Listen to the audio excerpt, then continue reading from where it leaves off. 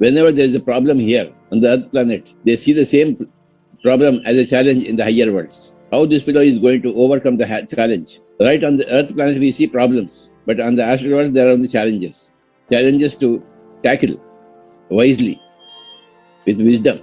Problems arise because of our foolishness, and solutions arise because of our wisdom. Wherever anybody has a problem, it is squarely because of his or her own foolishness, or ignorance, or a combination of two.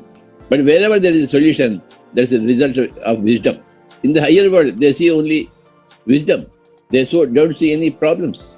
If you are able to see a problem, think a problem, visualize a problem, then either you are ignorant or foolish or a combination of both. Mostly you are foolish. We think very high of ourselves and very low of others. We think always we are correct and others are stupid. We think that we are highly intellectual. Others are not at all able to think at all. And many other times we feel that we are very inferior to others. See, there are two complexes, inferiority complex and the superiority complex, which make you see problems. But where there is wisdom, there is no superiority complex and there is no inferiority complex. We know that nobody is superior to us, nobody is inferior to us also. That everybody is right from their own particular point of view, their particular circumstances, everybody is right. When you have that understanding, you overcome your problem happily. You see it as a small challenge, not a big challenge, and you overcome it with your wisdom, with your equanimity. On the Earth planet, some people are deluded by superiority complex, and many people are inflicted by inferiority complex. When you do meditation, both these complexes are out. You understand that you are equal to everybody, and everybody is equal to you. A quality of equality comes into your life, and wisdom dawns in you. Then you are happy to face any problem as a challenge, as a test to your abilities, to your capacities. You don't take it personally, you take it impersonally. When you take any situation personally, then you are either stupid or foolish or ignorant. But when you tackle things impersonally, you are a wise man, wise person. Your personality is not involved. Anybody's personality is not involved.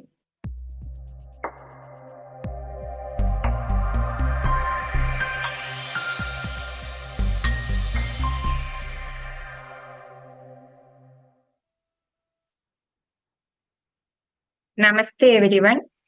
Welcome to our special master class. Today our speaker is our Lakshmi ma'am, Lakshmi K.N. Before starting the talk, we'll go with the meditation. Sai, can you play the music?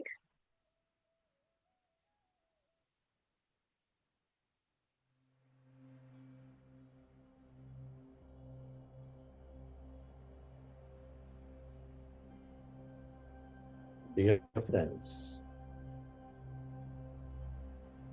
dear masters, with your specs removed and eyes closed,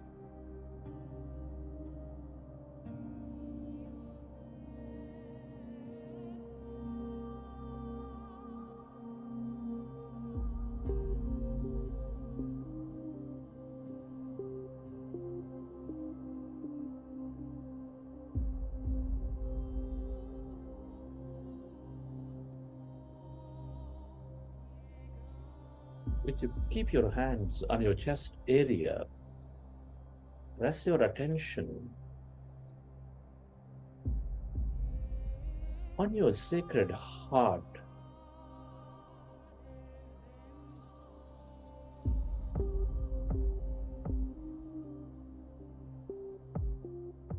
With a slow, long, relaxing breath,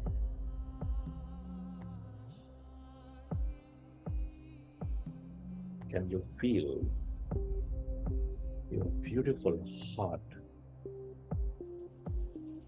Feel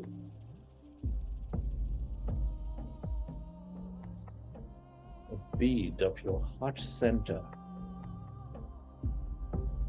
the seat of all emotions.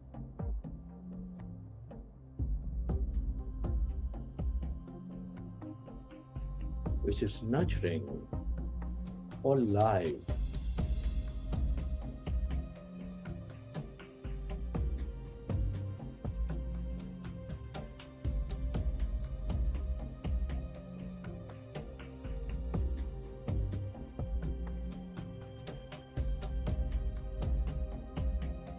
with its energies of love, joy, gratitude, compassion.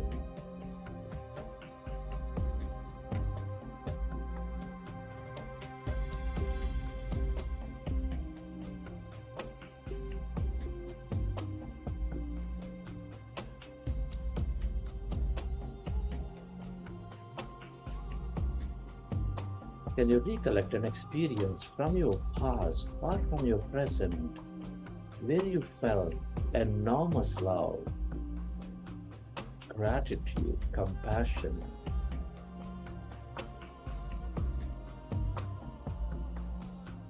Relive that moment and feel that energy inside your beautiful heart, your body.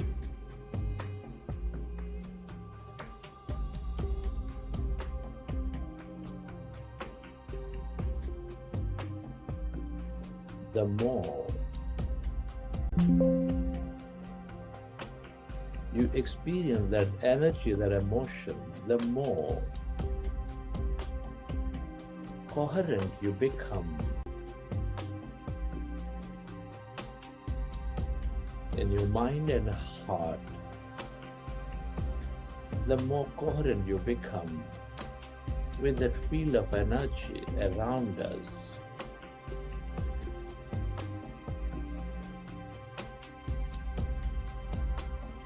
Can you set an intention to radiate this energy of love, of joy to all things and everybody on this planet Earth to heal?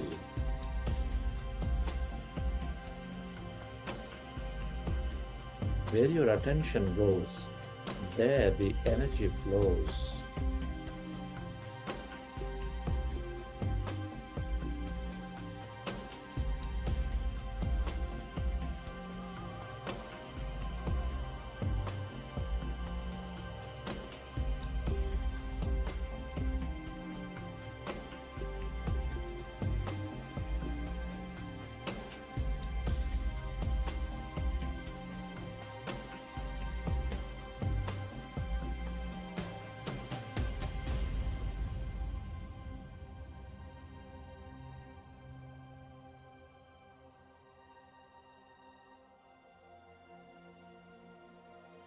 Relive that moment of love, joy, gratitude.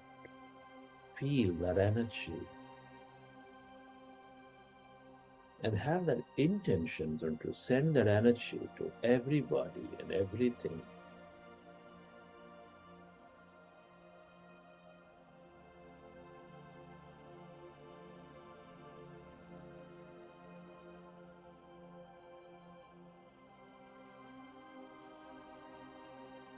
Slowly, let's go into breath mindfulness meditation.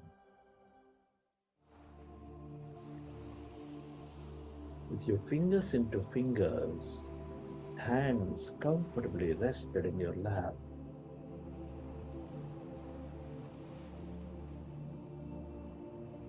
Observe your normal, natural in-breath and the out-breath.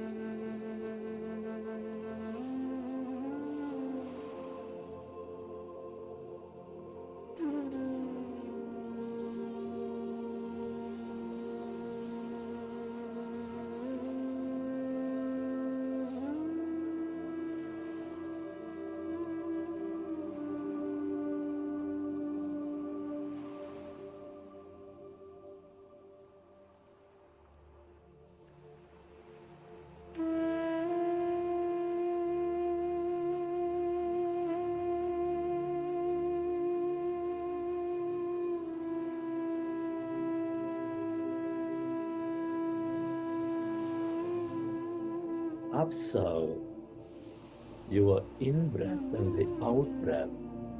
No forceful inhalation, no forceful exhalation.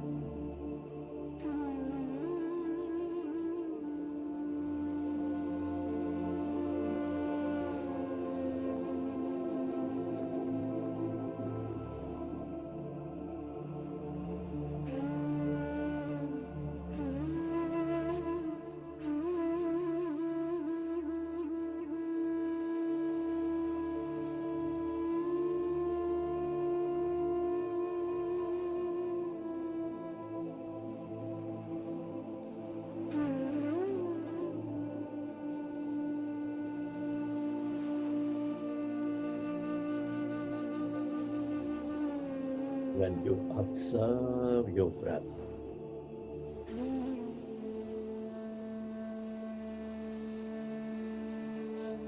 the thoughts become lesser and lesser. Our mind slowly becomes empty.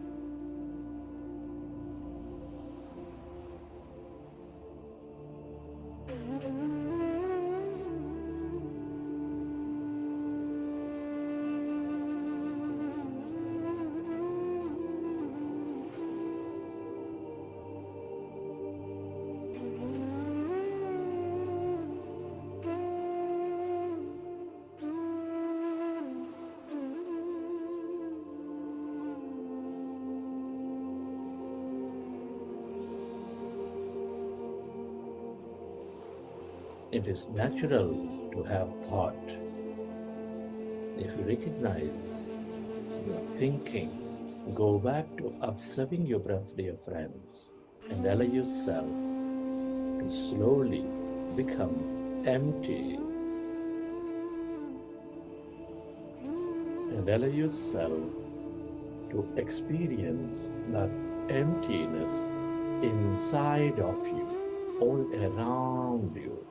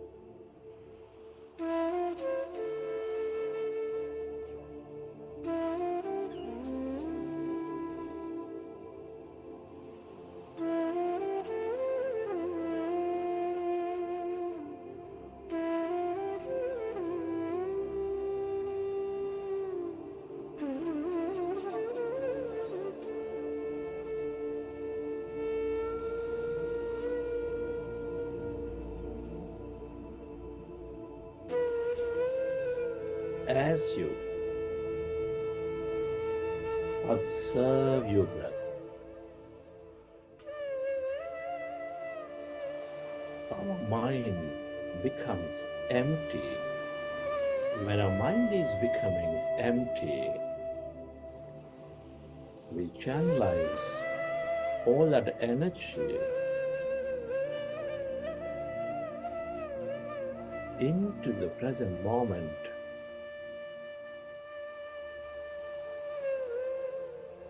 Our body functions at its natural best. We increase our power of thought. Be with your breath.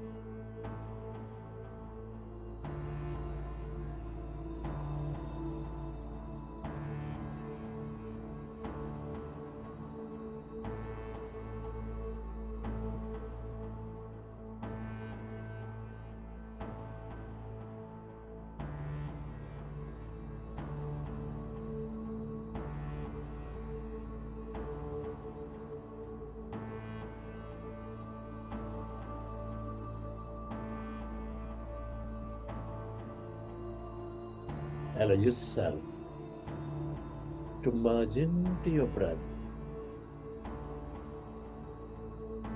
and allow yourself to experience that emptiness, the blackness of no body, of no thing.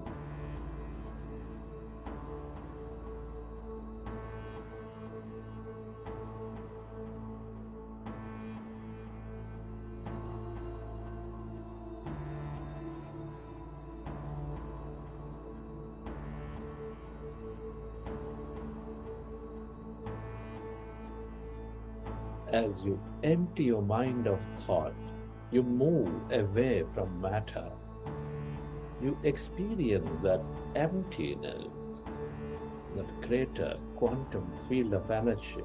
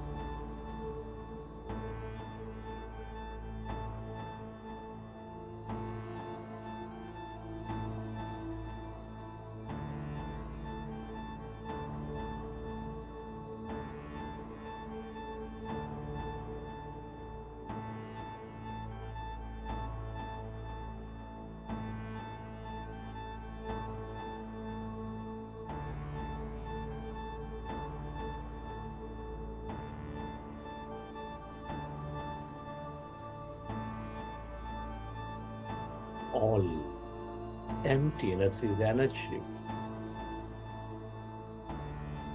This is the field of unlimited possibilities. Everything that you ever experienced or will experience is here in this field of energy.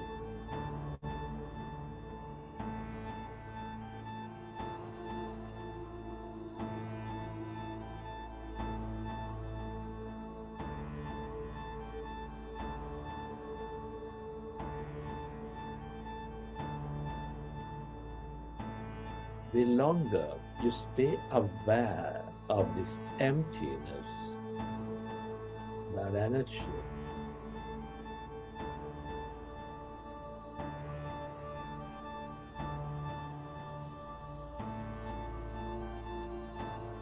the more experiences you draw into your life.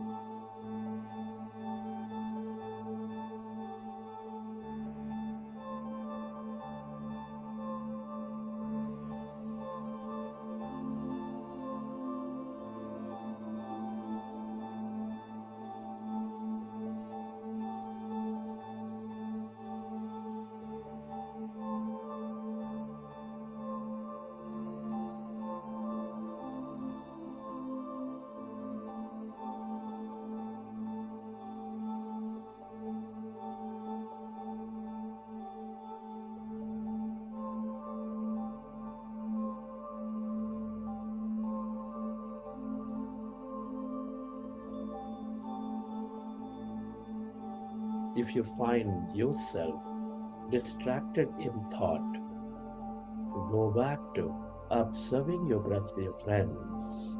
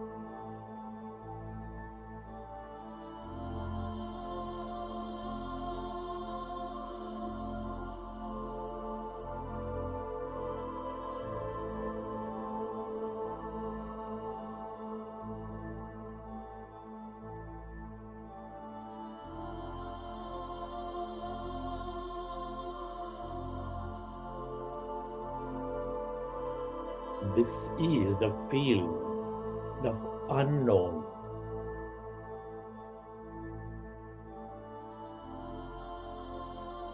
The longer you stay aware of this emptiness, this blackness, the more miraculous you become, the more insightful you become.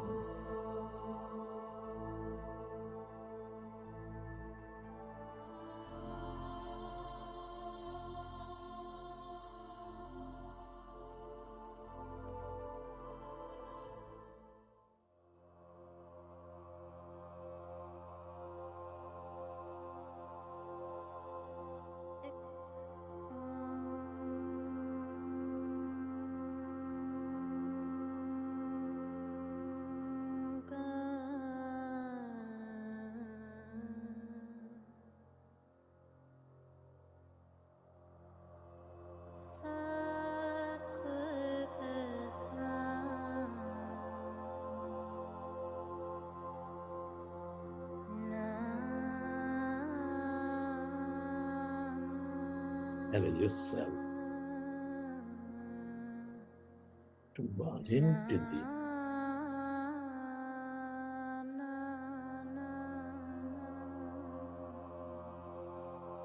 the emptiness of yourself.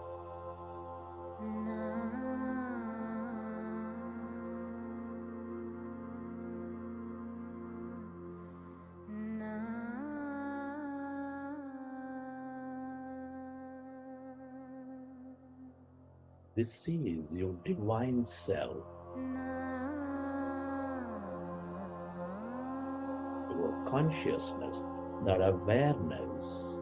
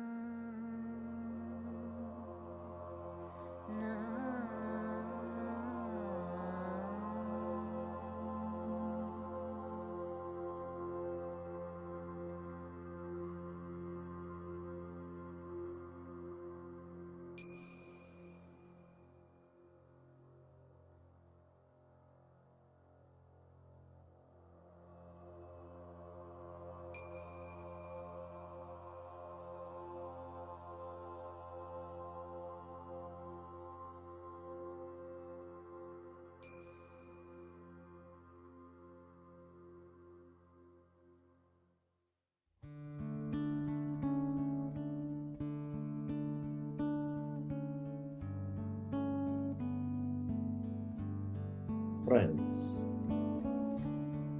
At this time, let's express gratitude. Gratitude moves us into coherence to help us create more.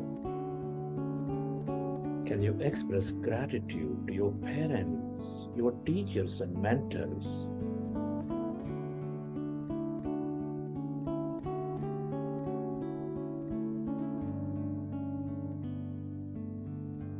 Your gratitude to all the people in your life.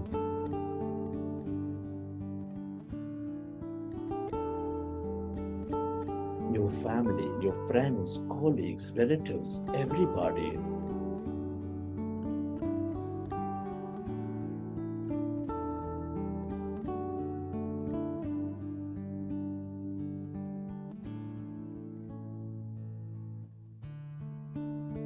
Give thanks to this grand nature, the bird, the fish, and the animals.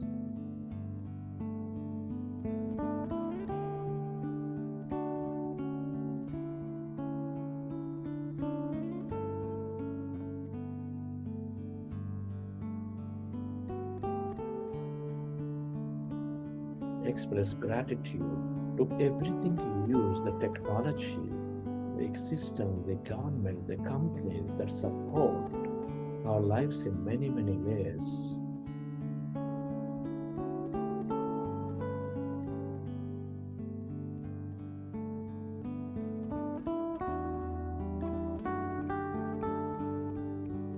Gratitude to yourself for caring for you, for caring for others, and gratitude to this intelligent universe for helping us experience so much more in this life.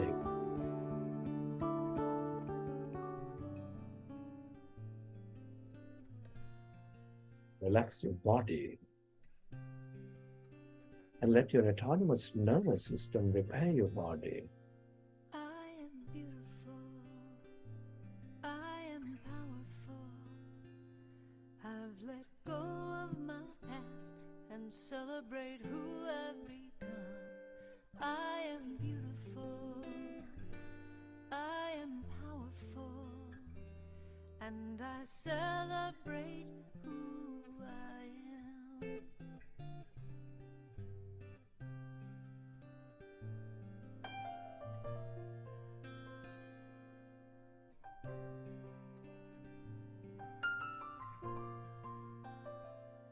I am beautiful. I am powerful. I've let go of my past and celebrate who I've become. I am beautiful. Recollect your experiences from the session. How did you feel? What did you see? And whenever you're ready, you can keep your hands on your eyes for 5 seconds, and then you may open your eyes.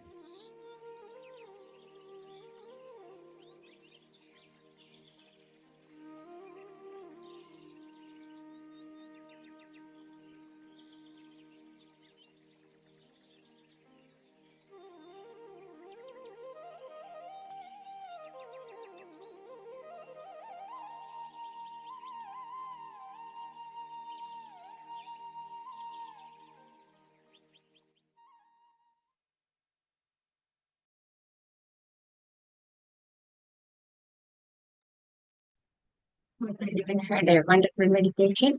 Thank you, Sai, for the wonderful music. And today, earlier, I have mentioned that it's a special masterclass because today's topic is qualities of self. The topic is special as well as the speaker is very special. Let me introduce Lakshmi ma'am.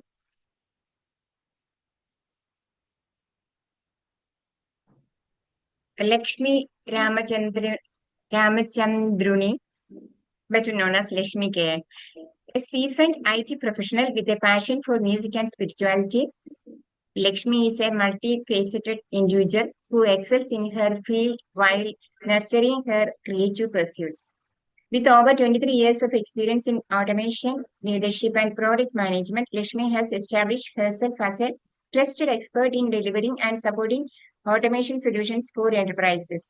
Her impressive tenure at Accenture is a testament to her exceptional leadership skills and ability to drive large teams towards achieving business objectives. A trained Carnatic classical singer, Lakshmi's love for music is a reflection of her creative soul. She is also a dedicated teacher of Bhagavad Gita, sharing her knowledge and wisdom with others. Lakshmi's commitment to giving back to the community is evident in her volunteer work with the Buddha's Yogananda Foundation. For over 4 years, she has been an integral part of the organization, contributing her time and expertise to support the foundation's noble cause. And I welcome our beloved master, Lakshmi ma'am, to the session. Thank you, ma'am. Thank you. So, namaste, masters. Good morning and good evening. So, if you can switch on your videos so that the energy flow can be better, I can see your beautiful faces as well, if possible. Right. So, today's session is on the qualities of self. Now, who is this self? Right. What is the context of this talk? Okay. So, as we all know, Bhagavad Gita is taught in this. The Gita, the song of God himself, delivering to Arjuna, right? What is the context? When is he delivering this to Arjuna? Right, in the middle of the battlefield. So he's not taking him to, a secluded place, a nirvana kind of an environment and teaching him that, but it's not that way. He's teaching it in the middle of the battlefield, right? So the brief context of why the qualities of self, right? So Arjuna, as we all know, when he enters into the battlefield, seeing his own family on the other side, he gets a bit delusioned. He says, Krishna, whom am I fighting against? It's my own family I'm fighting against, Krishna. He is my guru who taught me this. He is my, Dadaji, he is my Nanaji, whatever, right? These are all the people who have really brought me up. Do you think I can fight with them? Is it right, Krishna? To that extent, he says, Krishna, what we are doing now, instead of doing this, it's better we beg on the roads. That's what exactly he says. Arjuna says, Krishna, instead of fighting with my own family, kith and kin, it's better I beg. What is the use of this kingdom once even if I defeat them, it's a bloodshed, right? I am a murderer. I will be considered as a brutal murderer of my own family. So that's when the context gets set, and Krishna talks to Arjuna, and he tells him, like, Arjuna, don't worry, you are not the one who's killing it, who is not the one who's killed it, being killed, etc., etc. And he gives him a sermon of what's right, what it's not about right or wrong, it's about what is the existing, what is the truth, what is not truth. Right. So in that context, I have taken few excerpts of the second chapter called Sankhya Yoga, where Krishna tells Arjuna about the qualities of self. Now, why is he telling about the qualities of self? Because, as I was mentioning, Arjuna is delusioned, right? He's confused, perplexed.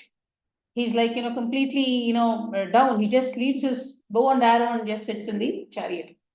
So in order to tell Arjuna that whatever you're doing now, right, whatever is going to be performed on the battlefield, what is it?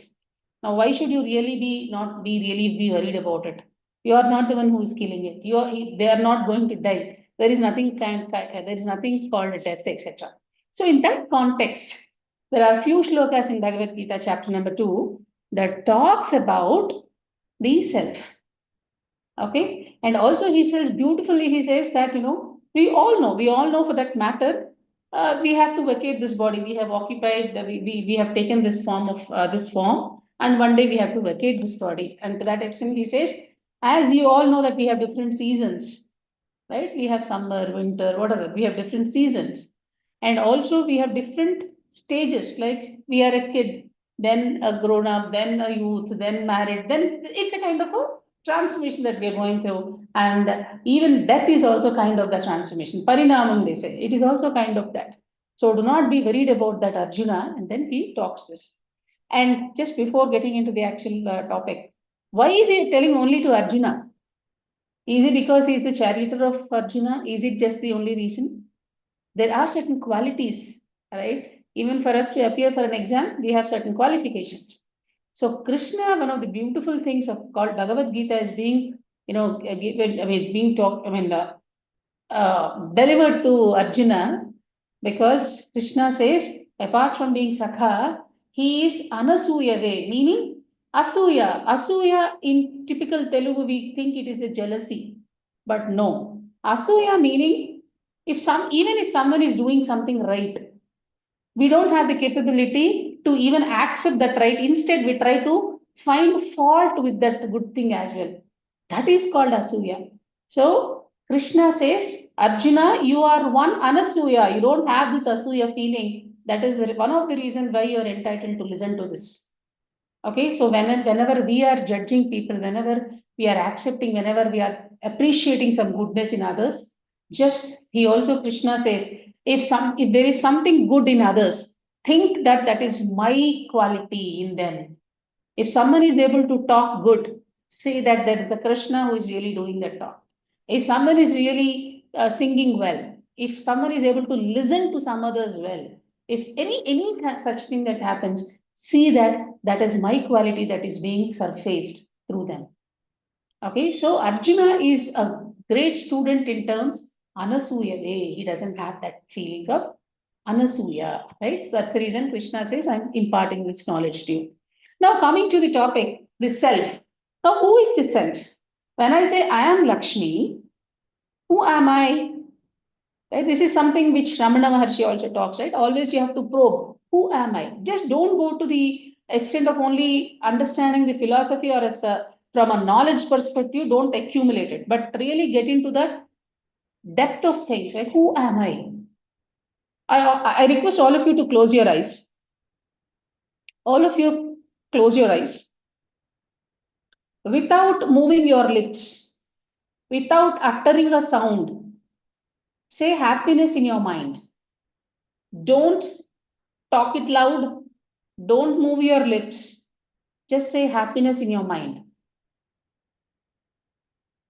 Don't move your lips. Don't shout it. Don't make any sound. Just say happiness in your mind. Open your eyes. Now, you did not see, whenever we say speak, we use our tongue and the lips, right? So we have closed our lips, but we said happiness. Who said? Who said? Someone listened happiness. Who listened to it? Are you getting what I'm saying? We have closed our lips. We did not make any sound called happy. I didn't do any sound. I didn't move my lips. I said happiness. Who said and who listened to it? So always, whenever you are in a dilemma, right, you just think, who am I? What am I without any expectations and attachments? What am I without any judgments? What am I without any expectations? Who am I? What am I? And we all know the Nirvana Ashtakam talks about Shivoham, Shivoham, Shivoham. We're all Shivas. How are we Shivas? As long as I'm alive, I'm called as Lakshmi. The moment I vacate the body, they call me body. Same Lakshmi who is lying down there leaving the body, they say it's a corpse or a body. They will not call Lakshmi anymore. That is called, we all have something within us called the Shivam or the universal energy or the Ishvara Chaitanyam. We all have it. The moment the Shiva leaves the body, we become the Shavam or the body, corpse, dead body, Shavam, right? So what any Upanishad or any, for that matter, any spiritual sciences tells us that we are not this body, we are that energy, we are that universal consciousness, we are that Ishvara Chaitanyam. Assuming I have beautiful eyes, just think I have beautiful eyes, but there is no sight to it. I can't see anything. I have beautiful eyes, but I can't see anything. I have beautiful hands, well built. I can't move them. Now, who is giving this energy for me to see, to hear, to talk, to move? Where is this energy coming from? Just think. We are able to see something. After seeing, I'm able to blink something. I'm able to talk. I'm able to hear, feel, every sensory organs. Who is giving that energy? Where am I getting this energy from? Once the energy is lost, I become dead. Right? So this energy, or this is our body, which we all know, composed of the 5 sensory organs, 5 perceptory, panchendriyas, jnanendriyas, karmendriyas, and then we have something called as manas, then we have something called as a buddhi as well. Okay, these are all the things that we are all composed of. But the energy that is really behind all this, the universal consciousness, the Ishvara Chaitanyam that is there within all of us, is one thing called Atman, Brahman, Chaitanyam. These are all different words given to it. For you to understand better, let me give you an example. You have a sun, right? How many suns do we have in the universe? Universe, multiple suns we have. But in our solar system, we have one sun. In our solar system, we can see only one sun. Okay. Now I arranged 10 water pots. 10 water pots. And the reflection of the sun is felt in all the water pots. Okay. There is one sun in the solar system, and the reflection of the sun is made to fall in 10 different water pots. Okay. So sun is seen in all the 10 pots. Now, how many suns do we have? I have one sun and I have made 10 water pots. The reflection of the sun is seen in all the 10 pots. How many suns do I have? One. I thought it was 10. I'm seeing 10 suns in 10 pots. Isn't it that? Isn't it that? 10 are reflections, correct. Similarly, the universal consciousness is one. We are all those reflections. Okay. So when you know, when there are two things, knowledge and wisdom. Knowing from different sources, it is knowledge. When you experience yourself, that becomes wisdom. Okay. So probably none of us have the experience of an Atman or a self, but we all know that we are only a body. And the actual thing is pervading, is universal, and it is only one called Atman or Brahman or universal consciousness in our modern language. Okay. Now, what are the qualities? What are the qualities of the self? There are different qualities which Krishna says in Sankhya Yoga. From shloka number 17, he talks about 20 qualities of self. 20 qualities. What are those? He calls it as, he tells Arjuna, don't worry, you are not the one who is killing someone, or there is someone who is not getting killed. Don't worry, no one is getting killed there. It's just the body is getting affected. The actual Atma is nowhere. There is no depth to it, Krishna. So in that context, he says, Nasharahitam, meaning it cannot be destroyed. The first quality, it cannot be destroyed. Nasharahitam. So he says that, Arjuna, don't worry. No, you are not killing anyone. No one is going to be killed. Okay, it's just the parinamam, the transformation that happens from one body to another. Don't worry. The actual thing, the Atman, is not getting killed. So avinashitu tad vidhi ena sarvamidam tatam vinasham abhyayasyasya nakaschit kartum arhati. O Arjuna, it is this universal consciousness which is spread across.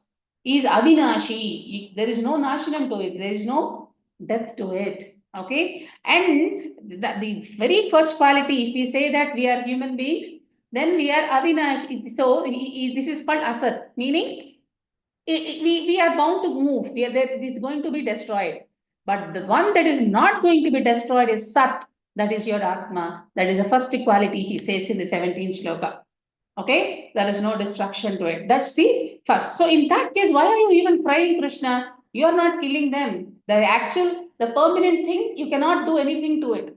The impermanent thing, one day or the other, it has to go.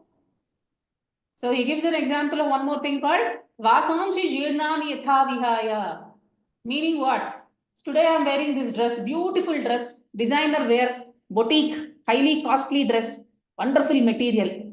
I wear it every day in, day out. What happened on the 10th day? What happens to it? It gets worn out. Can I wear that worn out dress again and again? No. I'll remove this dress and wear something else. That's what exactly is happening to your Atman as well, Arjuna. This body is getting worn out from this entity called Lakshmi's body. It is getting onto some other body. As you're removing your old clothes, even the Atma takes a different formation, different forms. So don't worry about it. So don't even think that you are killing and someone is dying. So Atma is Nasharahitam. It cannot be destroyed. Krishna, Arjuna is what he says. Second thing he says, Sarva Vyapakam, meaning it is omnipresent. Everywhere it is. So when I say everywhere, it includes me as well. It is everywhere. It is in me, it is in you, it is in Bhargavi, it is in Gita, it is in Shobha, or it is in Ranjanaji. Anywhere it is there, everywhere it is there. Then why am I calling Lakshmi? Why a dog? Why a lion or something else? This is called Upadhi Karma. That Atma has taken this form in this birth. That's it. But the consciousness that is there, it is there everywhere. Sarva Vyapakam. So that is the second quality of Atman.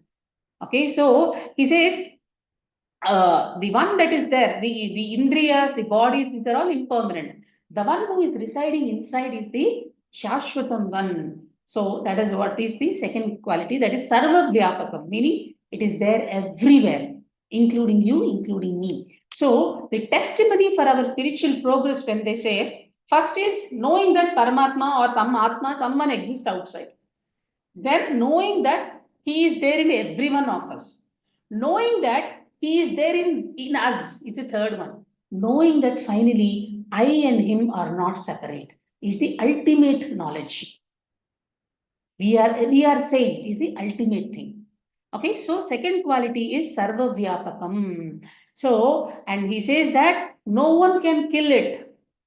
Okay, so he says, Ya enam vetti hantaram yaschainam manyate hatam ubhau tauna vijanitaha nayam hantina hanyate. No one can kill it. Okay, no one can kill it. It doesn't kill anyone. Okay, so whoever says, I have killed someone, I have done this work, I have done something is all ajnanam, right? Ignorance. So just understand that whatever energy is there within all of us, that is Sarva Vyapakam, right? Always it is pervading everywhere. That is the second quality. Third quality says Shashwatam, means permanent. Okay, this doesn't go with wind, today it is there, tomorrow it will not be there, yesterday it was there, day before yesterday it was not there. No, it is Shashwatam. So anything that is impermanent, that is our bodies or whatever it is. The one that is permanent is one of the qualities of Atma. Okay, that is the third quality. Then second thing is, as I was telling you, that you cannot kill it. Maranim Padu. I mean, it is not that you cannot kill it.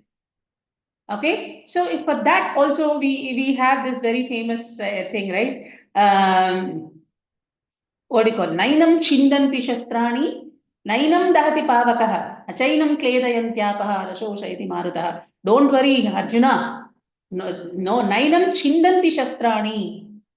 Your Agni cannot burn it, right? Water cannot wet it. Nothing can be really destroying it. You cannot deviate it. You cannot pollute it. Right? Today I can say, I can talk good things. I can also badmouth someone. I'm getting polluted from here. I can see good things. Probably I'm seeing something that is not good to be seen. There is some sort of a pollution here, right? There is some sort of a distraction when it comes to a non-impermanent things. But when the permanent thing, see, that permanent thing is also within us. It is making us see, hear, do everything. But it does not get affected by any of these not so right things. It doesn't have a right or a wrong thing there. So that is one of the qualities again. And then we talk about there is no birth to it again. There is no birth, there is no death. What does it mean? Then where is it? Where is it coming from? And I'm saying there is no birth, there is no death. Where is this then? How am I saying this? How am I saying this? Yeah, you can unmute yourself or you can raise your hand, we can unmute. So, see, I'll give you an example also, but in the interest of time, I'll just make it a bit fast. So he says, "Na jayate imriyate va kadachit, nayam bhutva bhavitavana bhuyah, ajo nitya shashwatoyam puranah, na hanyate hanyamane sharire, na hanyate hanyamane sharire." Meaning, when I'm talking about na hanyate champa badadu, meaning no one can kill it. Hanyamane sharire, no one can kill it, or it will not kill anyone. And also, it doesn't have birth, it doesn't have death. It is not something like it exists. It didn't exist yesterday. It is existing today. Nothing like that. It is Shashwatam, Puranam, Sanatanam. They say Sanatanam means it is coming there since ages. Now, how is this happening? We all know from a scientific point of view, Big Bang theory, this theory, that theory, and all, right? How the collision happened, how this earth elements came into picture. Similarly, from the spiritual point of view, this is a sankalpa matra, this whole srishti got created. Okay, and the energy that is there within all of us. So when we say moksham is what? Liberation. Liberation from what? From suffering. What is suffering? Samsara. What is a samsara? The cycle of birth and death. So once today I am born, what is he saying? There is no birth and death. So what is being decomposed or dead? This body is dead. So the energy that is there, it will get into the next birth. Once it takes birth, again it will leave that body. Again it will come. How long will this circle go? Till it attains, till it leaves all these birth cycles, finally emerges into the supreme.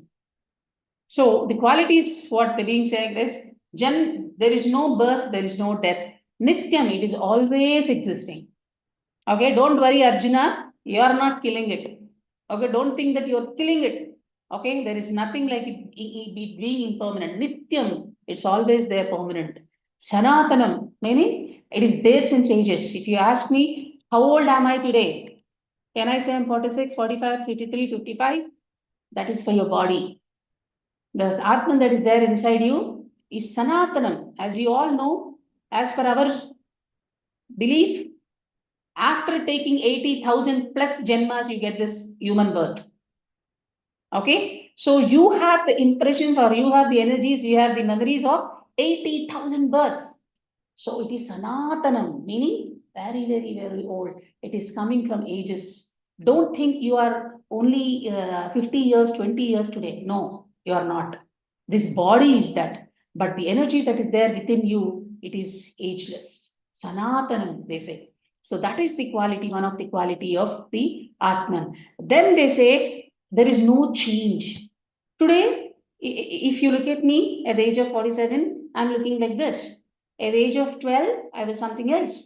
At the age of 60, I'll be something else. Right? And because this is changing. As I am aging, as this body is aging, there is some change in the body. As we have till some days, 2 days back, it was winter for us. Now summer has started. After a few days, it becomes rainy. These are the seasonal changes. Similarly, body also undergoes changes. But the one that doesn't change with respect to anything is yourself. It is always young. It is always old as well. Okay. So the other quality of the self is there is no change. And the next one they say is, you cannot destroy it with any weapon. You cannot destroy it with a weapon. You cannot destroy it with a fire. You cannot destroy it. You cannot drown it in water. Nothing. You cannot do anything to it. So this is one of the qualities of self, right? And next is, as I told you, you cannot burn it with fire. You cannot drown it with water. Okay, they say, Nainam chinnanti shastrani, weapons. Nainam dahati pavakaha, right? You cannot burn it, you cannot drown it, and you cannot wave it off like air and all. You cannot do it. And you cannot crack it and go inside. It is just one beautiful thing. Okay, and he says and it is very steady always. As we get, if someone praises, we are happy. If someone says one word, we are feeling sad. If I'm getting promotion, I'm happy. If I'm not getting promotion, I'm sad. If my kids do well, I'm happy. If my kids don't perform well, I am sad. These are all called dvandvas, right? Dualities of nature. So this Atma, the self, does not have dvandvas. So how do I correlate this particular aspect to my own life today, to every one of us for that matter? Is, say for instance, how do we become equanimity, right? We all know equanimous, Sthita Prajna. The moment we start cultivating that habit, slowly we are becoming closer to ourself, my dear friends. When we are meditating, we are becoming a bit of less judgmental, like a Bata price. Probably today I'm at 100% judging people. I come 99.9% in this birth. Next birth 99, next birth 98. But when I am cultivating this habit, I am getting closer and closer to myself. Self does not really judge anyone. No good, no bad exist. Okay, so then it is always steady. It's always steady. No here and there, no dualities to it. And there's one more thing is, Lakshmi, can I see how it looks like? If you ask me, Lakshmi, can I see how it looks like? Lakshmi, can I feel it? Lakshmi, can I hear the murmur of it? No. It is not perceived by any of your sensory perceptions. Through indriyas, you cannot perceive it. The moment you say that, hey, no, Lakshmi, in my dream I have seen my Atma looks like this, meaning that is not your Atma that you have seen, probably some energy, that light you have seen. So whenever you are able to personify, or whenever you are able to characterize it with any of the indriyas, that is not Atma, because your Atma cannot be perceived by any of your sensory perception. That is called as indriya. It is above the indriya's perception, right? It cannot be thought. Manas, it is above manas, and it does not have any distractions to it. Okay, it does not have any distractions to it. Right, then why is that we are not able to really realize it? Why is that? And one more thing, the beautiful aspects of spiritual studies is, it says that you are an immense potential that is within all of us. Just think, you are collecting energies, learnings from thousands of births. So what is that is there inside us? Just think. Today we are talking about megabytes, terabytes, gigabytes of data. But just think our human capacity. It has immense potential, my dear friends. The self that is there inside, it is so powerful. We are saying that, and why are we not able to really perceive it? Why are we not able to realize that? Then Krishna says it's about Maya. What is Maya? Maya is not knowing what is the truth is Maya. We are all energies. We are all Atma Swarupas. We are not able to realize that because of Maya. Maya is not any a big word. Whatever is the truth, if you are not able to realize it, or if you are taking something else as truth, there are two things. Taking something else as truth, which is not truth, saying that my body, I am this body, is not truth. But today we realize ourselves with this body. So realizing which is not right and realizing what you are not is nothing but Maya. So they say that kamam, that's the attachment towards everything. And all of you, I was just trying to practice this, my dear friends. I found it really helpful because I always associated myself with short-tempered, judgment, etc., etc. What am I without any attachment and distractions? What am I if I don't expect anything from my husband? What am I if I don't expect anything from my society around me? I will not get upset at all. What am I without any distractions? I know that at this is my lifetime. I came here to do something. I just have to do it and then get out of it. No distractions, no attachments. So when I look at myself like that, I'm becoming closer to my own self-recall. If someone asks me meditation, probably each one of us will have their own journey. If someone says that, Lakshmi, I have, my anger got controlled, my time management became good, I healed myself out these are all can be, but as far as my version is concerned, right? Each one will have their own journey. As far as my journey is concerned, for me, meditation is becoming closer to your own self, removing all those layers, right? As we all know, they say that if I want to see my face in a mirror and mirror is completely dusted, what do? I want to see myself in a mirror. Mirror is completely dusted. What do? I remove the dust using a cloth or something, my hand or cloth, then I see myself. So the dust is nothing but all our distractions, worries, anger, upset, jealousy, all the feelings. So when I take the help of meditation or through spiritual practices as a tool and remove that dirt, I can see myself very clearly in a mirror.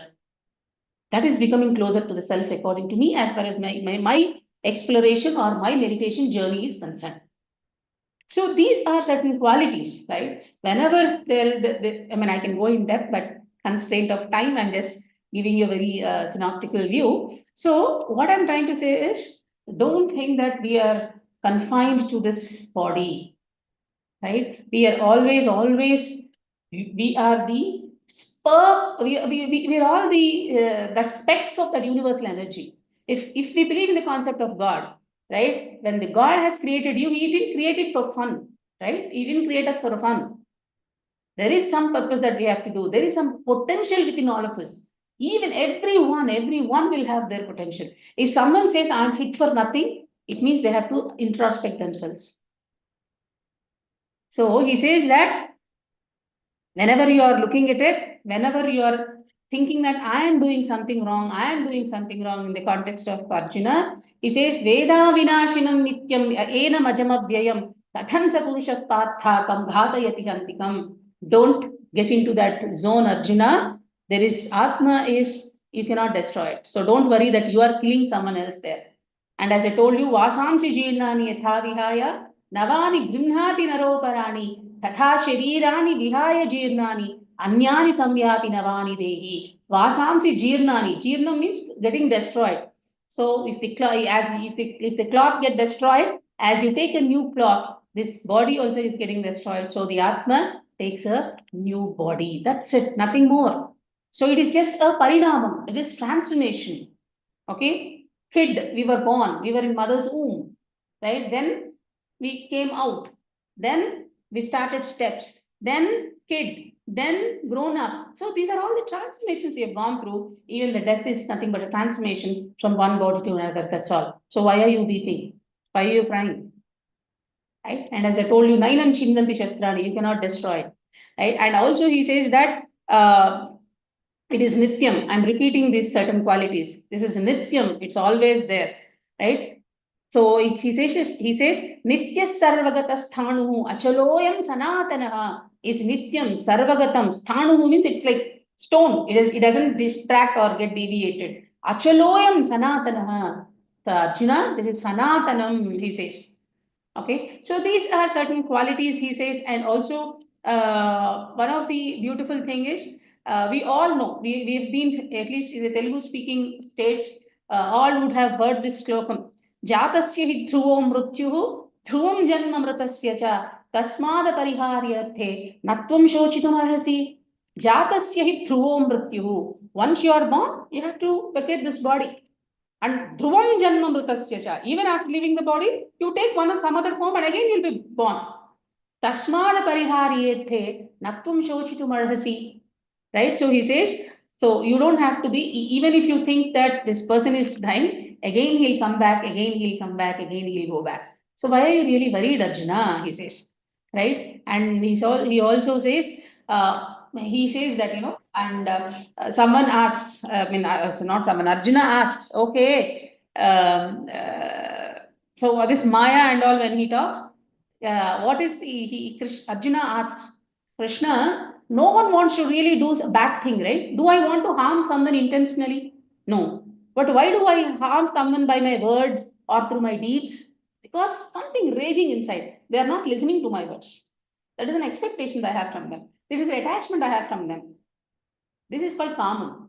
So he says that whenever someone is doing their progress in the spiritual path, kamam, ragam, dvesham, these are like thieves, just waiting to grab you. Be very much vigilant, Arjuna. And he says, and when Arjuna asks why people, though they don't want to do something bad, why they do it as though someone is forcing from behind.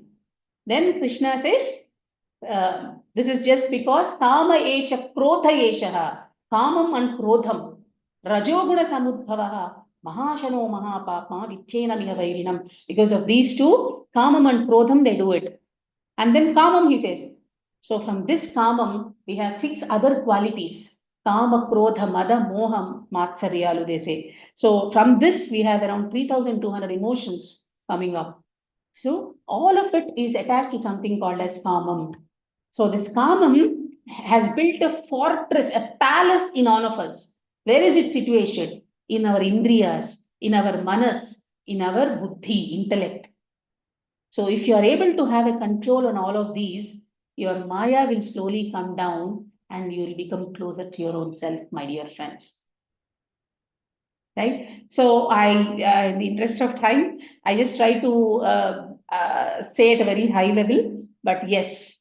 So when you visualize yourself in doing something, when you're hurting someone or when you're judging someone, right? I was reading a beautiful thing. That it's not, it seems that we don't judge anyone. No one can judge anyone. We judge some image of them in our mind. No one has the capacity of judging someone, but we just usually judge the image that we have in our mind about them. Example, I feel Geeta Garu is a good, nice lady. Did she present herself as nice? No. I have an image of Geeta ji in my mind as nice. So if something goes against that image, I say she's not nice. Right? So that's one. Second thing is one small story. I'll conclude with that. One man is doing his penance and he's praying to God or doing meditation, whatever. He's not getting his results. He's not able to see God. He wants to see God. One final day he says, God, enough is enough. I have been trying to, have your darshan. You're not giving me. So enough, no more prayers, nothing. So that night God comes into his dream and says, Bhakta, I'm very happy with whatever you have been doing. Tomorrow you will see me. So this seeker asks him, okay, how do I recognize you? Will you come as a Trishul in this form of a Shiva or with Vishnu Chakram? How do I see you? So he says, I will have legs and hands, but I will not have a head. Tomorrow morning when you get up, if you see a person without a head, then realize that it is me. So next morning, our seeker gets up. He sees everywhere. Can you imagine a person without a head? No, right? So he sees everyone with hands, heads, everything. Then he gets disappointed. God promised me that he'll appear, but nothing is happening. Then he'll just see like this. He just sees like this. He sees some hands and some legs, but he cannot see his head. He looks at himself. He sees hands and legs with no head. Then he realizes, okay, God is within me. I am the God myself. Okay, so all of us have got that. That is what we are. Unfortunately, they are all dusted. As I told you, mirror with completely dust. Okay, and that also he says gives 3 examples. Dhumena vriyate vannihi, yatha darsho malena cha, yatholvana abruto gatpaha, tatha devi. He says that what does it mean? You have actual fire and there is a lot of smoke coming up. You can see the smoke, but you cannot see the actual Agni there. If I have to see the actual fire, I have to fan off that smoke. right? First example. Second example, if you dust the mirror with hand or with a cloth, then you will see a clear self of you, yourself in the mirror. Third thing, as we all know, in the uterus, that is called Maya, right? If placenta, what do you call that? The white thing when the baby is within the womb, placenta only, right? Right? So when the baby comes out, what happens? It has got a whitish, some layer around it, right? In the mother's womb. So that is called Maya.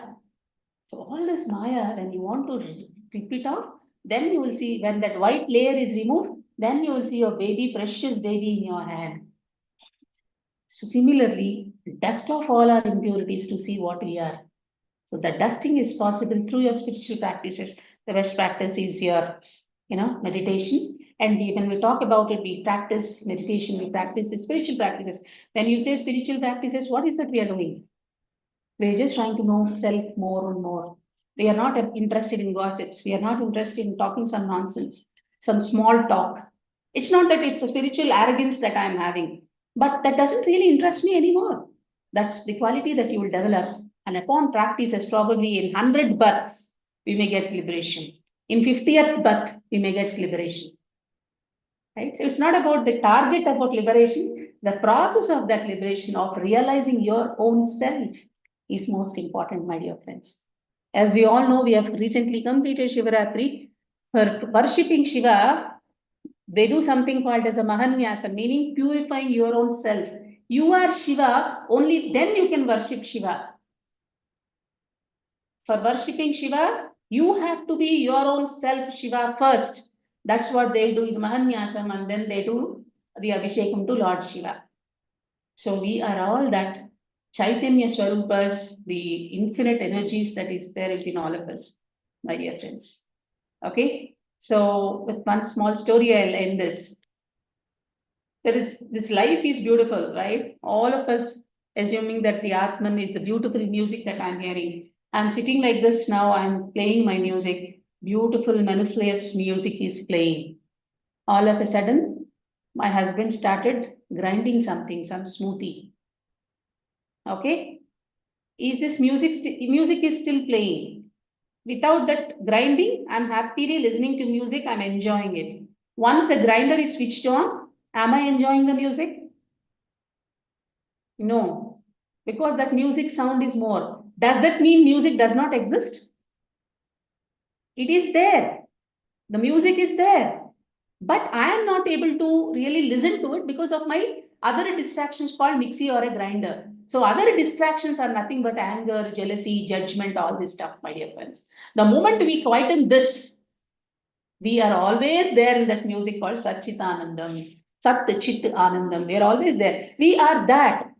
We don't have to love. We are love ourselves. We are happiness ourselves. We are joy ourselves. Sat Chit Anandam. That's what we are. And the moment we realize it through our practices, then we are there. Nothing but in the qualities of Atman.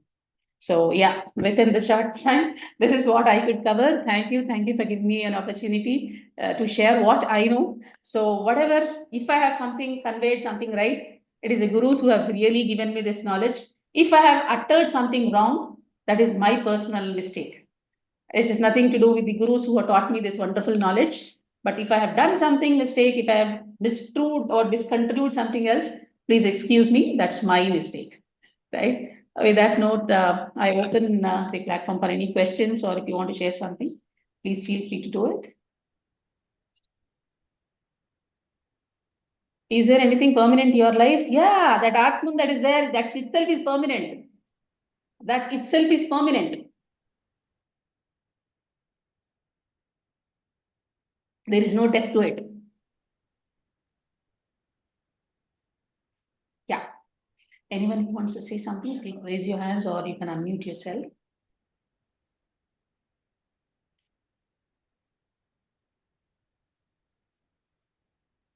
Any questions?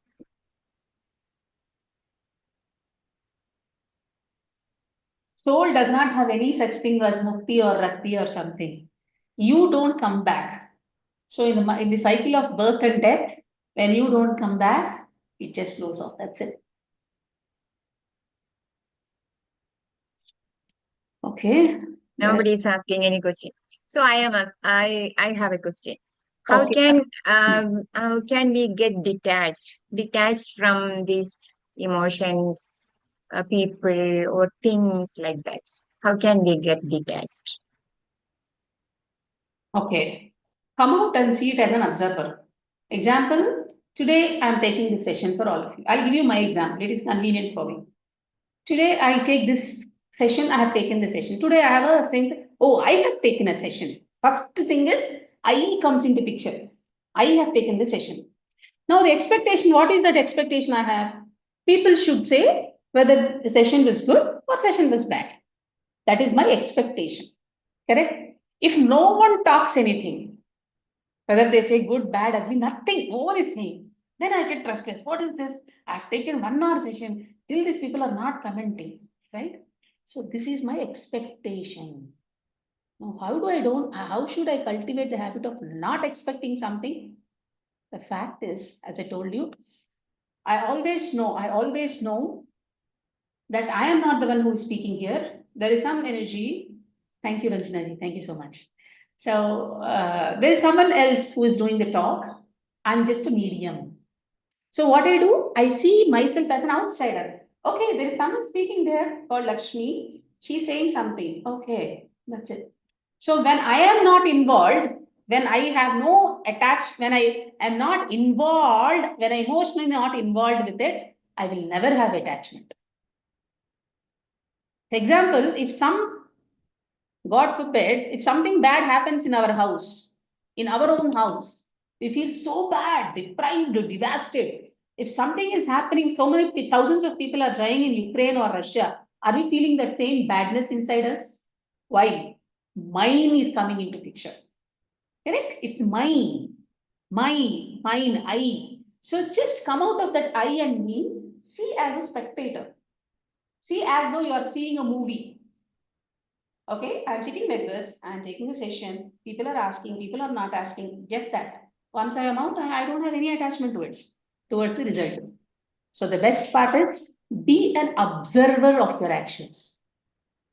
And if you go to the other, the karma yoga principles, what it taught is you always have to do sakama karma, meaning what the Shastra is saying, you do it without any attachment, without any expectation. Things will, and Ishvara Arpana Buddhi. I am doing it because of Ishvara.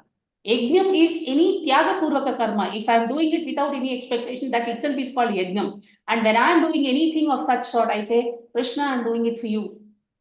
So where, if it is not mine, I am saying, Krishna, it is yours. Where on the earth will I have any attachment towards it? I am saying, Krishna, it's not me. Krishna, it's you who's doing it. When he is doing it, what am I attached for? Yeah. Okay, someone is asking a question. Thank you, ma'am. You can unmute yourself. Shobana ji, you are already unmuted. Please ask.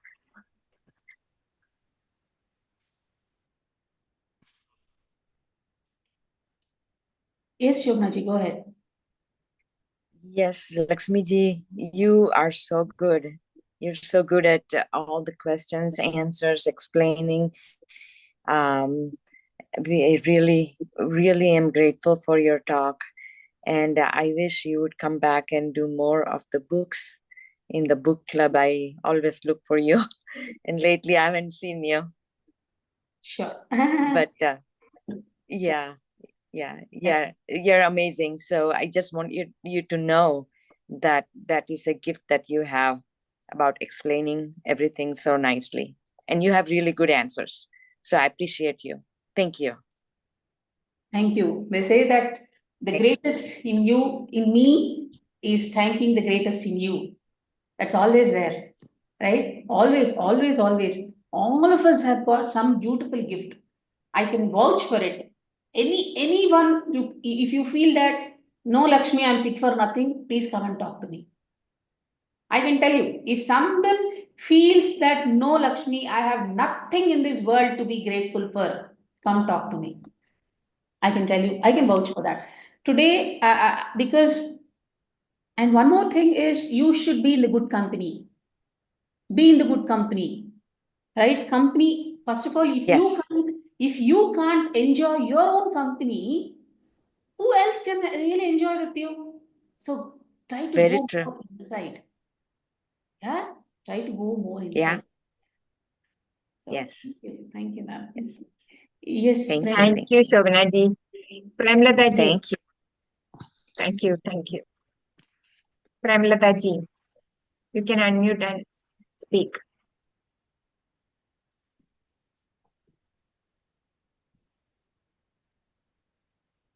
Unmute. Now I am unmuted. Yeah. But madam, there is confusion whether to have attachment or not. We should have attachment to our family. We should have attachment to, so that then only we can work for them. Okay. So there is lot of confusion. What is One- your family means to you?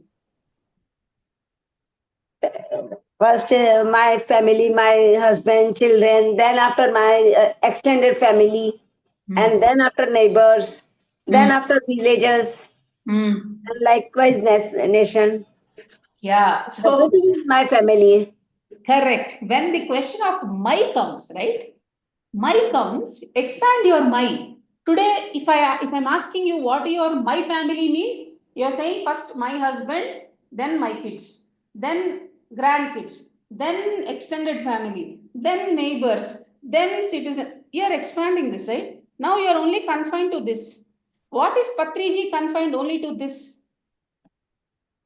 What if the Shankaracharya confined only to this? What did they do? They expanded my. Every Vasudhaiva Kutumbakam, the universe itself became my for them. Okay? That you expand your mind. And attachment, even with anyone for that matter, anyone for that matter. What they say is, when you say attachment, do your karma 100% and leave it. Don't be feverish. I cooked something, my husband should say it is good. Why? Why? Your taste and my husband, your taste, my taste and my husband's tastes may be different. I have done so much to my mother-in-law. Why can't she be grateful to me? Why is she commenting always about me? I have done so much great work in my office. Why are they not promoting me? What I realized being in corporate for 24 years, this is my 25th year in IT. Okay, when you do your work 100%, I'm not saying don't ask.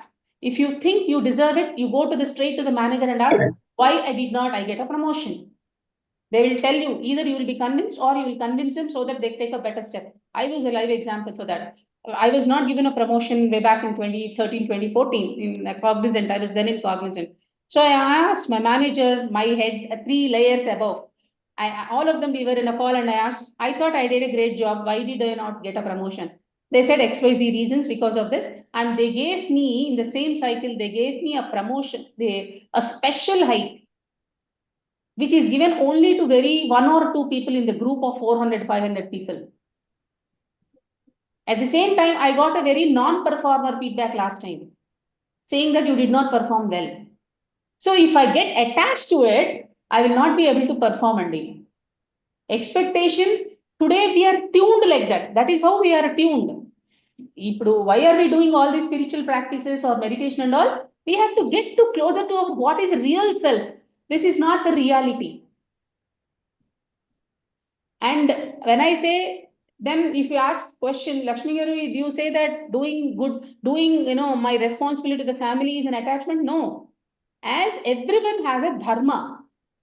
Example, Varna Dharma. You belong to Savarnam, Brahmana, Kshatriya, whatever. You belong to Varnam. There is a Varna Dharma. There is Ashrama Dharma, meaning you are in Brahmacharya, celibacy, you are in Gruhastha, you are Vanaprastha, you are a sannyasi, you have ashrams, you have some dharmas to be followed. As a Stree, our Shastra says Stree dharmas to be followed. And when you follow your dharma properly, you will get what you deserve the highest. So what you are doing as a housewife or a homemaker now to your family is delivering your dharma to them. That's all. Don't expect that they have to garland you, they have to felicitate you. No. You do your dharma, come back. And Krishna clearly says, why don't we know the previous birth, what we have done? The prarabdha karma is, you should not be bothered about prarabdha, he says, Krishna. Because today you are not aware of what you have done in previous births. That is prarabdham. Right? Once you have taken the birth here, now this is in your hands. Krishna clearly says, destiny and free will coexist. So you shape your career, you shape your life now. Okay? So attachment, don't get attached to the results of it. Karmanyevadhikaraste, you have adhikaram to do karma. Karmanyevadhikaraste, you have adhikaram to do karma. Ma phaleshu kadachana, it's not na. Ma phaleshu kadachana, don't be feverish about the results. When you do your dharma very religiously and leave it to Ishvara Arpana, leave it, don't expect the results, you will get beautiful results. Okay, nothing will go in waste, Andy. Nothing, whatever you have done in this birth, whether good or bad, will boomerang to you in some unexpected form. Trust me, I have witnessed this in every part of my life, good or bad. When we do some selfless action, it will come back to you in some form or the other for sure. Right? Yes. Thank you, ma'am, explaining. Beautiful. Thank you, ma'am. Thank you, Pramila ji. Thank you. Bhargavi ji. Madam, if anger and sad, negative emotion is not good, then when we have to express those emotions, when we have to not good. No one says it's not good. You have to express. You have to express. Anger, you have to express. Otherwise, you will develop a lot of diseases inside. When you are Vakshetra, this Vishuddhi, when you are not expressing, suppressing it, you will develop a lot of disorders. You express it. You express. Example, I don't like you. Example, I'm giving you. What I can say, Bhargavi Karu, I'm not able to really agree to what you are saying. This is, I am also telling my feeling to you, correct? I am expressing. The same thing if I say, Bhargava, what nonsense are you talking? I don't agree to what you say. Is the same thing I am saying. Even the previous one was the same. Now also I'm the same thing. What is the difference? What is the difference? The way First of one is the way of expressing, you have to express your anger in the right way, right tone. It is required. There is nothing wrong. When you prolong it, that kopam, what is your mother tongue and Telugu? Telugu. Kopamu, krodhamu. Kopam, you will have it once.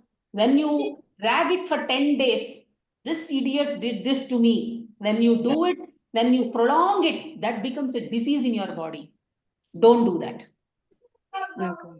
So express your anger in the right way, do it. Nothing wrong.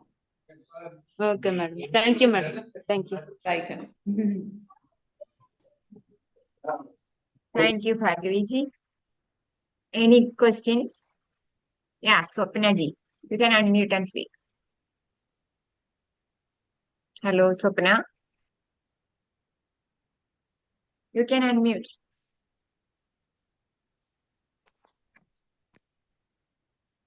You can unmute, madam. Are Swapna you ji. talking to me? Swapna ji. Swapna, I am talking to Swapna ji. Yeah. Okay, sorry. Okay, now I'm able to unmute. For some Yeah, reason, it keeps saying host is not aligned. Okay, so the question I had is you mentioned about the everybody is a body. When Arjuna is saying I cannot fight them, he says I really like that because I have really lost somebody and I'm struggling with that for the longest time. But at the same time, when how do I put the question? It's like when I say that, okay, fine, this is just a body. There is also no how to there are 5 people around me, but I always go above and beyond because I feel everybody is valuable. but I don't know how to. But when you say that it is just a body, it's not. Then there you also have this feeling of you don't care. It's not that you don't care, but you're very indifferent. I'm not saying you. I'm saying I. I become very indifferent because there is no sense of feeling or sense of compassion or sense of, because it is just a. It's just another body. It's not the right way, right? So how do you keep that balance of I don't know. Okay, see, when you don't get emotionally swayed, okay? So be equanimity, that's what I'm saying. That's sthita pragnata, but equanimity should be there, number one. Number two, always follow your dharma. Today, just forget about Bhagavad Gita. Forget about Bhagavad Gita. Arjuna is there and he is killing Bhishma. He is killing Drona. Forget about Atma, forget about anything what we have learned. Just think it from a layman's perspective. What will they say? Oh my God, Arjuna killed his own guru. He killed his own dada, his own grandfather. How can that happen, man? Is Arjuna a crime? He's a criminal, right? But what we forget is there is something, always lead your life with respect to dharma. What is your dharma? Here, Arjuna is following something called the Kshatriya dharma. Kshatriya has to fight for his country, land, or people. That's what he's doing. Dharma follows. So whenever you are in the bit of, actually, I think Premlata also asked the same thing, right? If I'm doing something for my family, how can I be away from attachment, or how is it considered attachment? You have to do your dharma. That's it. Don't be swayed on by their outcomes and effects and the adulation or the criticism that comes out of it. No, it's not that easy as what I'm saying. But yes, you have to follow your dharma. Here, the most important thing for Arjuna is following the Kshatriya dharma. That's what Krishna is instigating Arjuna to follow. That's all. Similarly, when you say that without any emotion, I am doing it, it's like it becomes an indifferent one. No. If you are playing a role of a friend, do that as a friend. If you are playing a role of a wife, play that. If you are playing a role of a manager, play that dharma. As a team lead, you are supposed to encourage your team. You are supposed to reprimand someone else. But it doesn't mean that I am hurting that person intentionally. That is my dharma. In that state of leading a team, I have to take that action. Do that. So follow the dharma. What dharma says, you follow. That's it. And the attachment, whatever it comes, as I was telling Geeta ji, be an observer. You have done it and just be like this. Right? You are watching a movie. If someone is fighting, you don't go and you will not tear the screen and go inside and kill them or do something, right? You know that you are watching a movie, that's all. Similarly, when you have performed an act, just see that you are seeing a movie. Don't get emotionally attached to it. Follow your dharma, underline, bold, italic. Whatever is your dharma, you follow it. That's all. There is no indifference there. And don't be, someone is asking, if I'm not looking at the outcome, I'm not following a goal or something. No, I have a goal. I have to earn 10 crores, nothing wrong in it. But for doing the 10 crores, I'm so feverish, I can do any unscrupulous means of doing work. No, that is not accepted. I know for earning 10 crores, I am from a Brahmana Varna. I am into Gruhastha Ashrama. I am a Sri Dharma. There are certain dharmas that are given to me. Let me follow my dharma first. And whatever Shastram says, I will do. Outcome, I am not bothered. It doesn't mean I'm disoriented or I don't have goals. I have goals. I will go in accordance to the principles of my dharma. Then automatically they will fall in place. That's the trust I repose in the universe. That's all. I don't know, Swapnagar, if I've answered your question. Thank you, Swapna ji, for that question. Ma'am, another question is there in the chat. Begul Desai. Yeah, Bakul Desai, if you can unmute yourself and ask the question, that will be good for me to answer. Because Yeah. I may read it in a different way. Please. Okay, he's Begul saying, ji? Yeah. Begul is here. I can't hear you, Bakulji. You're unmuted but can't hear you. Okay, some audio difficulty.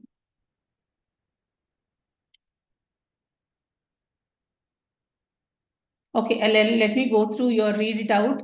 Generally, we attach our identity to our body and mind. Hence, we feel aggrieved when our feelings get hurt or things don't happen our way, correct? How to overcome our grief and also our anger, hatred towards the persons because of whom we feel hurt. Don't think that they have hurt.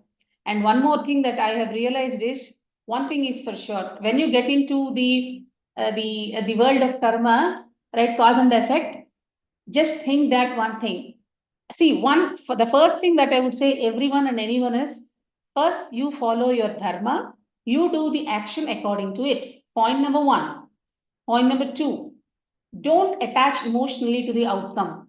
Point number three, someone hurt without our intervention, we get hurt by sometimes. Without even people hurt you, right? So for that, number one is at a very physical level, two aspects to it. Physical level, I say, why are you hurting me? I would ask, instead of talking about that, because example, you hurt me, I don't talk to you, I go talk to Geeta ji, narrate the whole story, release all the same chemicals once again, creating cortisol levels in my body more and more. Again, I go to Shobna ji, again I talk about it, relive the same emotion, create the same bad chemicals again. Instead of that, at a physical level, I come to you and ask, okay, Bakulji, what made you tell me this statement? I am hurt. You tell me, why did you say me this? At a physical level, I would do this. At a spiritual level, at a different dimension, we all have something called as a cause and effect. Today, if someone is coming into your life, it is just not happening randomly. Okay, there is a cause and effect. So we have heard someone in some birth. I told you this human birth you get after 80,000 plus births. We are so old people.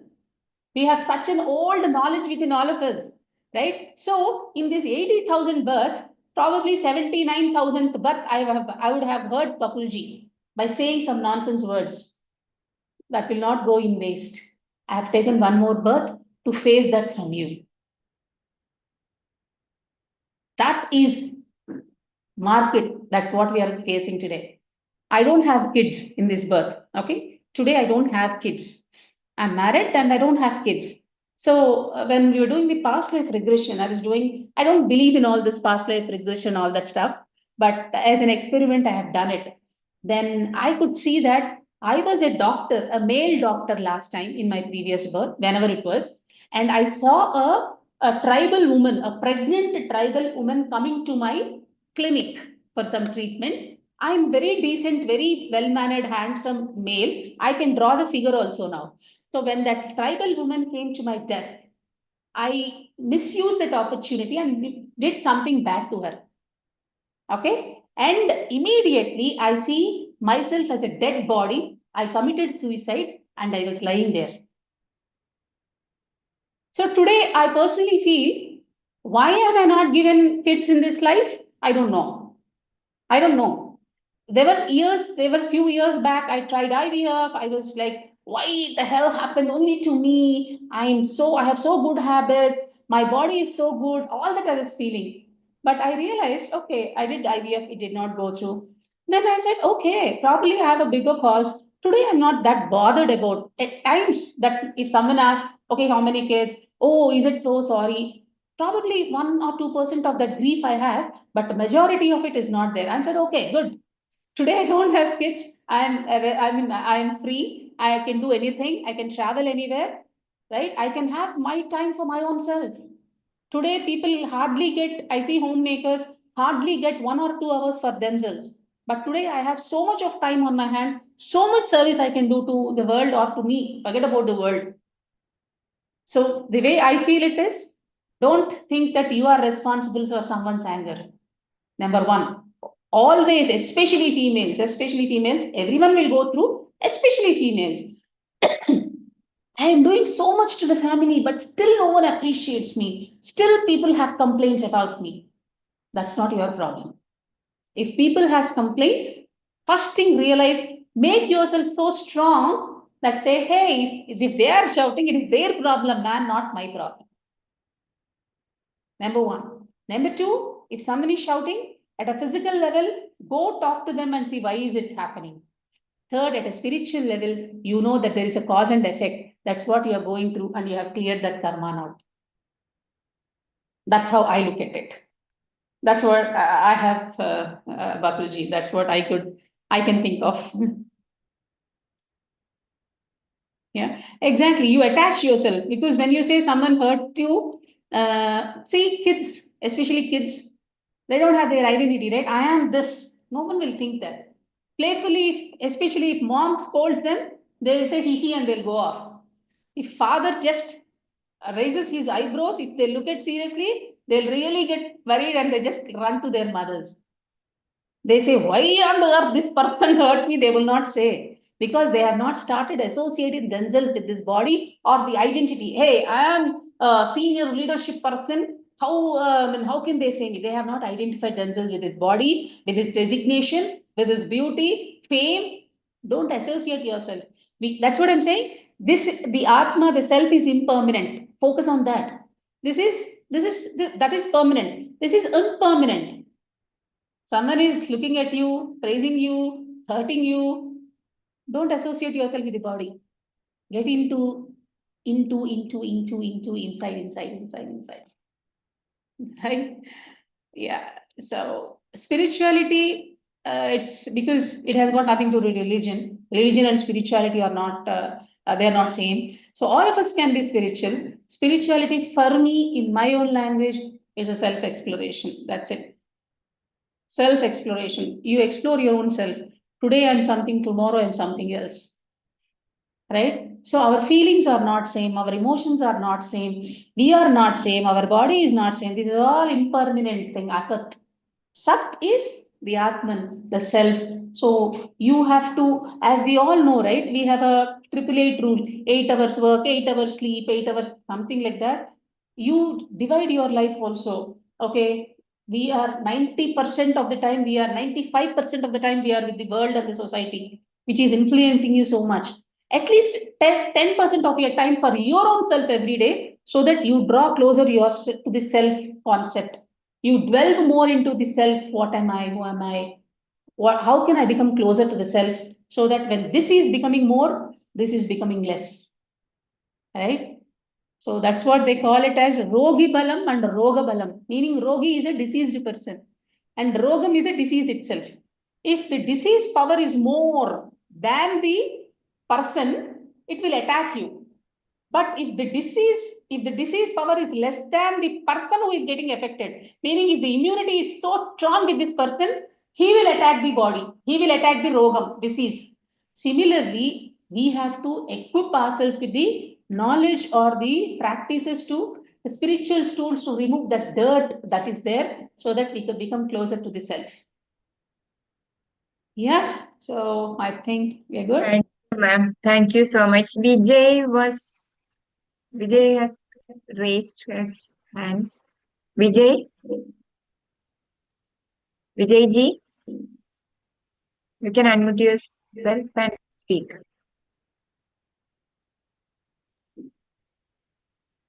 Hello. Hello. Yeah. Yeah. Hello. Thank you, madam. I think it's your third session I'm attending. More or less, my doubt has been cleared with your answers of all other people's. Most probably. Because the first session I attended with you is a saver session.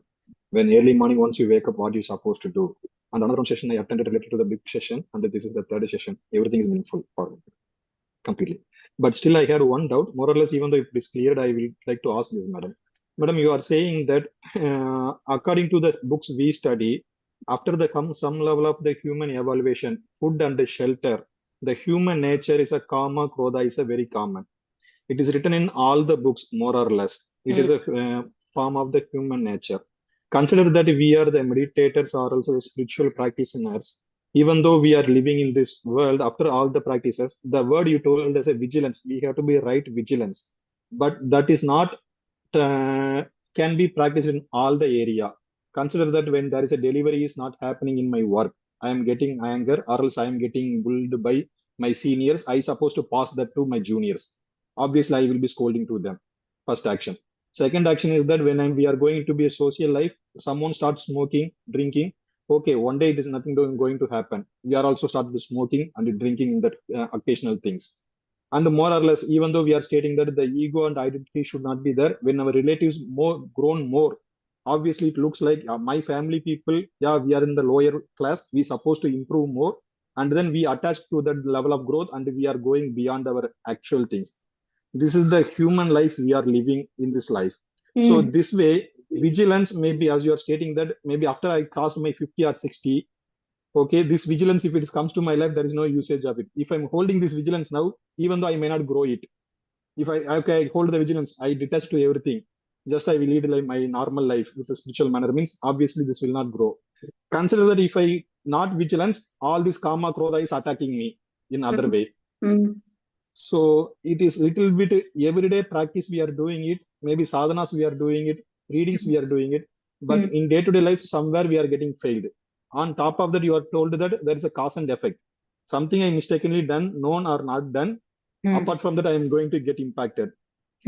So the circle of life completely follows. Within your class itself, these many things I have observed, but these many things keep on coming to my mind. So I thought of asking how this way we can lead it. What, even I am the delivery manager, I am the delivery unit lead as well. Okay, I'm a wife, I am my daughter-in-law. So when I say vigilant, trust me, Vijay, when I say vigilant, when you are vigilant about your thoughts, when you are vigilant that you tell yourself that I am not going to do anything wrong today, as long as you wake up, you will be bound to do that. You said if something goes wrong, your seniors will yell at you and you will yell at your team. That's where the spiritual practices will help you. I told you, right? Mirror, there is a towel, rub the dust. The towel is your tool called meditation or spiritual practice. When you do it, when seniors shout at you, you will do two things. You will not react. Trust me, you will not react. Because as I told you, don't dwell into the past or the future. When you are in the present moment, you can never be unhappy. Write it. If I ask you at this point of time, are you unhappy? No one will say yes. When will you be unhappy? You gave an example. When someone is growing in your family, you feel that you are a lower class person. Why on the earth should you compare? Each one will have, as I told you, each one will have their own lifeline. Okay, so why there is an Ambani, why there is Lakshmi, why Lakshmi cannot be an Ambani and Ambani cannot be a Lakshmi? Cause and effect, number one. Number two, they have trained themselves to be leaders that way. Appreciate the effort that has gone in. Right? So when some senior yells at you, try this trick. When you go with the raging flow, no, just take a breath.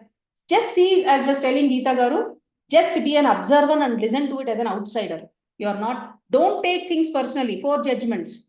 Don't take things personally. When someone is yelling, just be as an outsider, listen to it. You will feel more, you will be smiling inside. Why this fellow is yelling? Is he mad or what? You will not get angry. Try it and see. When you have curtailed that there itself, there is no point that you will come and shout at your team members. So that what happens? Your team members will say, Are isko itna, he has got so much of pressure from these bosses, but still he has not said anything, one word to us. They will more contribute to you. I lead a team. I am the lead for about 400 and plus people. I don't deal to every transaction people. I have leads, managers who will deal, and I deal with the managers. So if I tell my team, if you have any issue, come back to me. Don't think of, I'm a senior manager, you can't come to me. Please feel free to come and approach me. So first thing, you be in the present moment, you will not shout back to their team members. Number one. Number two, your other people are in a good position, you are not in a good position, then you start feeling that you are low. That is a very, very, very crime that you are doing to yourself. I'll tell you, I am just a senior manager in Accenture, level 6. Okay, and we have my own friends who started career with me. She is the engineering AI engineering lead in Google, very high position. She earns at least 3 times more salary than what I earn. But I know the effort she has put in. I know what are my priorities in life. Till someday, even I was feeling okay, she has earned more, I have not. But now today I'm not that way. Why? Just think, whatever salary you are getting, whatever comforts you have, are you happy with that or not? The moment you start comparing yourself, you are doing a crime to your own soul, your own body. Don't do that at all. Third thing, vigilance, definitely vigilance, vigilance, vigilance. Because I'll tell you, my dear friends, when you become more meditator, more meditating, you're becoming more spiritually very strong. You know what? You have to be very careful than what you were earlier, because whatever you think will manifest. If you think that, okay, this person unnecessarily, I don't want to talk to this person, you will create a situation where you'll not to talk to that person. But when you create an environment saying that Sarve Jana Sukhino Bhavantu, everyone will be happy around you, you will be happy with everyone. So I always feel myself, this is the lesson I have learned myself. Whenever we are doing practices, spiritual practices, you have to be very much accountable for your thoughts. Cause and effect will apply, no doubt about it. And one more thing, forget about this, forget about what we have gone with. Prarabdha karma, forget. Krishna clearly says there is a free will to you. You design your life, he says it. So you design yourself. Don't blame on society, don't blame on anyone. Someone is hurting me, someone is doing this. My mother-in-law did this to me, my husband this to me, my wife is not cooperating. Don't blame on others. Don't blame on others. Yes, they could be doing some harm to you. As I was telling Bakulji as well, cause and effect. You might have troubled them sometime, you are facing it. Just with that one awareness, see change that you can see in your life. And when we are blaming, we are taking our own energy down. When we are appreciating the heightened emotions, we are elevating ourselves. Always act in such a way that your vibrations are increasing, not decreasing. Blaming, gossiping, these are all decreasing your vibration. Be in the right-minded people company. Be in spiritual practices. Do good to yourself first. Then through yourself. To self and through self. To self. First do it to yourself. And through self, you can do the rest to the world. I think, yeah, we have taken Thank you. Thank you, Vijayji, for that wonderful question. So we'll hope there's no other question. Yeah. Okay, ma'am, thank you so much on Thank you. behalf of Buddha CEO and on behalf of all those who are present here. I thank you so much. We can't thank you enough. We know that. Thank you. That's my Wonderful. pleasure. And Yeah. giving this, definitely, this is an opportunity to express what I have in my mind. What I am sharing is purely what certain things are my experience, certain things I've learned. As I told you, if I have done any mistake in my discourse in terms of deciphering the Bhagavad Gita, it's purely my fault, right? Not to the gurus who have taught me. Thank you so much. Thank you so much. It's a blessing for all of us. Thank you. See you all. Sai, is there any music? I have to leave now. Thank you. Oh, thank you, ma'am. Thank you.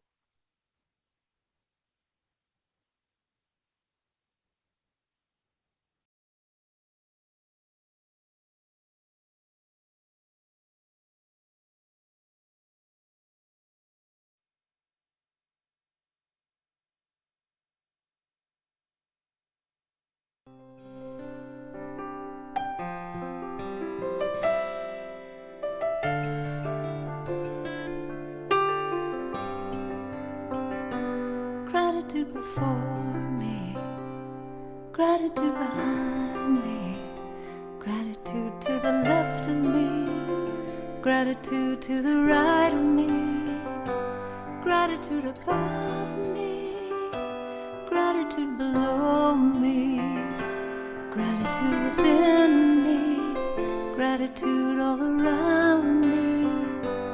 I'm so grateful. I'm so grateful. I'm so grateful. I'm so grateful. I'm so grateful.